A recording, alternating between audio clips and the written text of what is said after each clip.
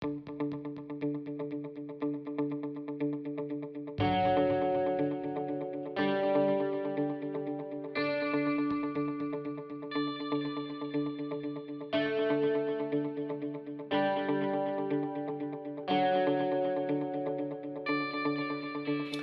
I'm here with Harry Schofield on the line from Team Donut.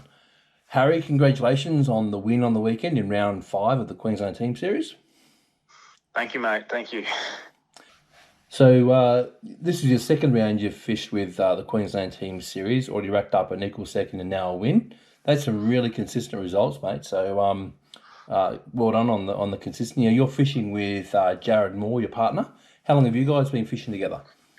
Or been fishing over a year now. The first comp we actually did together, we did win previously, which is a bit surprising. That Jared's a bit of a good luck charm when it comes to tournament fishing with myself. No, me and Jared, we fish well together. We similar styles, similar technique, and just it just works. You can see it in the results. It just works. Yeah, and that's the whole idea of the series. We talk about it being very social, and one of the good things about fishing at a team's event is you can fish with your mate, right? And you can just go out and have fun. So but that's the whole idea of the series, and it's great to see you out there having a good time. So on to your day. Tell us a little bit about how your day unfolded and what was sort of the key moments in how it all went. Well, I didn't have a plan until the morning of. I completely forgot about how to comp all week, and then come Friday afternoon, I'm like, oh, I got a comp tomorrow. No, Saturday, sorry. And then I was like, all right. When we got to the boat round, I'm like, all right, I'll head down to the Nerang.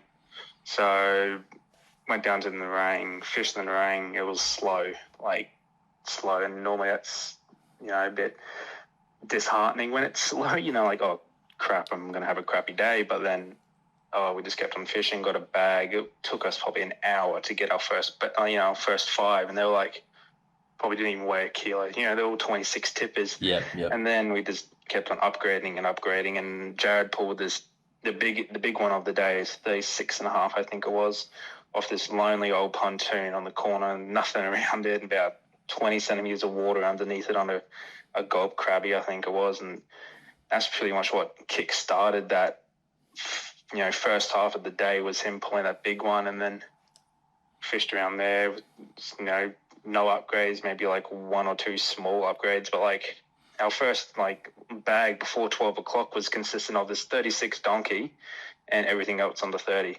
And then I believe you moved out to the Seaway and the sort of all the magic happened.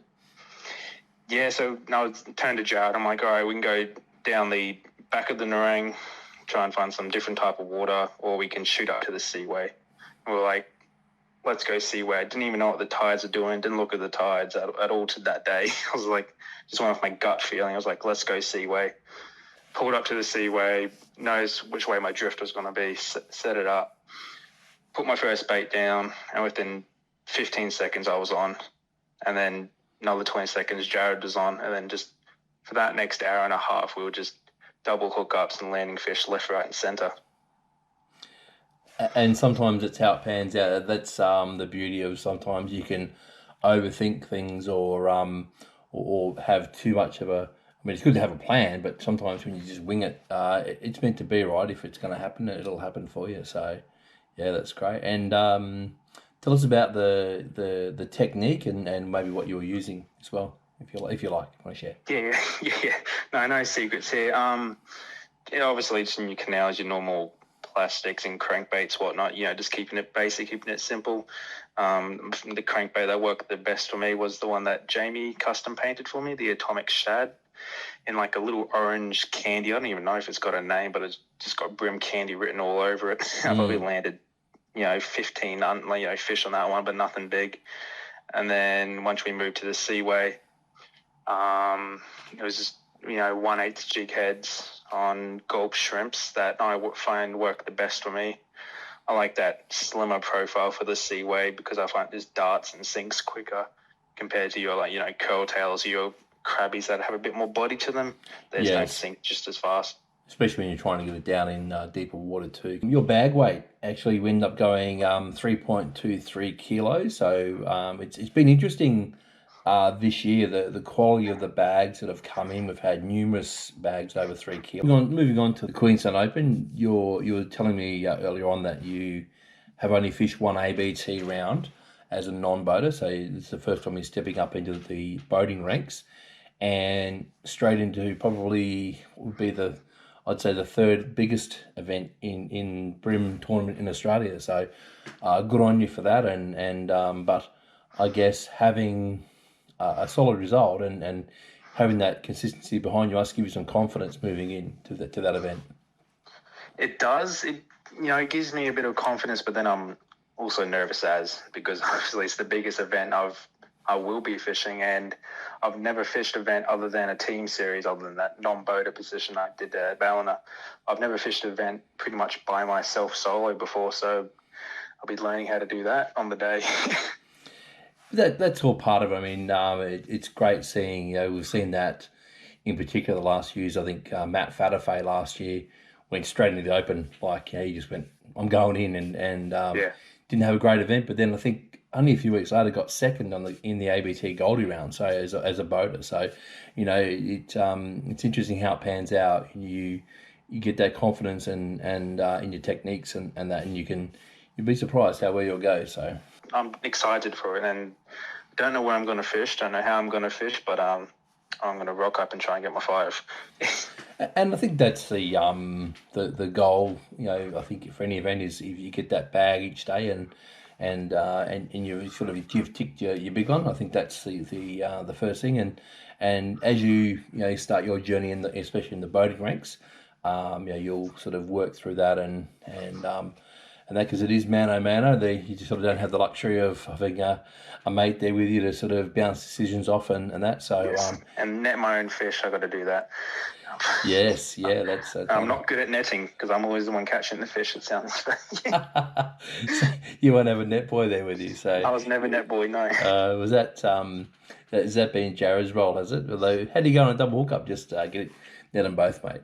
Just get them both. It's just yeah. Oh, one funny story. When we were fishing the Seaways, I called it. We double hook up. Both of them were upgrades, so they're 2 decent fish. And then as I went to go lift mine into the net that Jared was netting, the hook popped out, and it was just floating on the surface for half a second, and Jared managed to scoop it with nothing. Oh, that was very, very dangerous. I could have lost that key upgrade, and then I managed to get Jared's as well. But yeah, it was a bit of a funny moment. Another indicator that it was meant to be. You have those kind of days. Is even chatting to Adam Barnes, he said that they lost 3 or 4 fish, big fish at the boat, and when those key fish it goes one or two ways. You'll either net that fish or it'll swim away, and the difference between a first or a second or even a third or whatever. So because that's the other thing we've noticed this year is the scores are so tight. We've had multiple ties and in lengths and that kind of stuff. So it's an indicator that the Goldie's fishing very well, but I think also that the anglers are all improving and getting much better at what they're doing. So yeah.